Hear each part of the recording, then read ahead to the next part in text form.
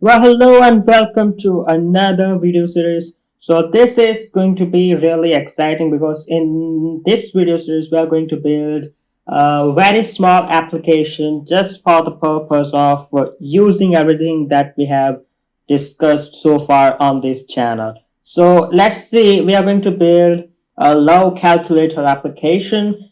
It's not a great deal. It's not calculating low between two people. It's just making an API request. So this is basically the application, how it will look like.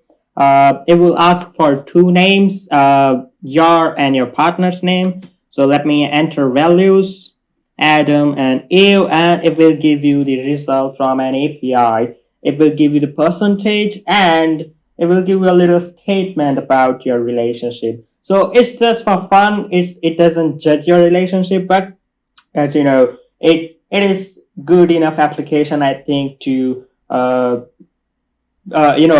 use that we know already, like making API requests with retrofit.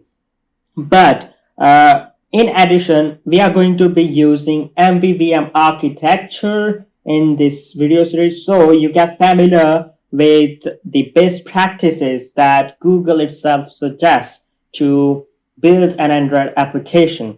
Right, so let's see what we are going to use.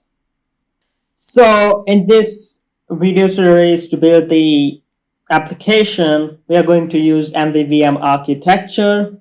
Then we'll have navigation component to move from one fragment to another.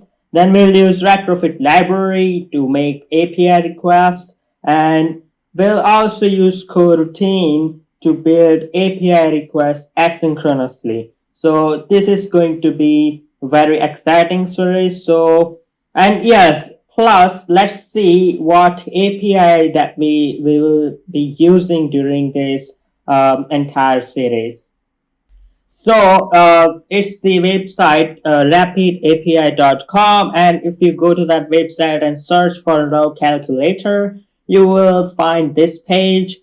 Here I made an account. You might need an account to get an API key. So basically, these two are the header parameter that you send alongside your when you are making an API call.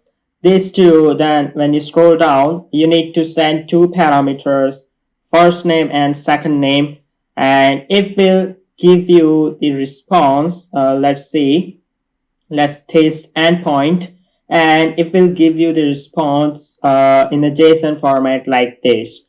So this is going to be really exciting. We are going to use this API. So I think that's it for this video. This is just an introductory video of what we are going to be using and what we are going to be building in this series. So I'll see you guys in the next video where we'll see what is an MVVM architecture and how we can build that. So that's it. I'll see you guys in the next video.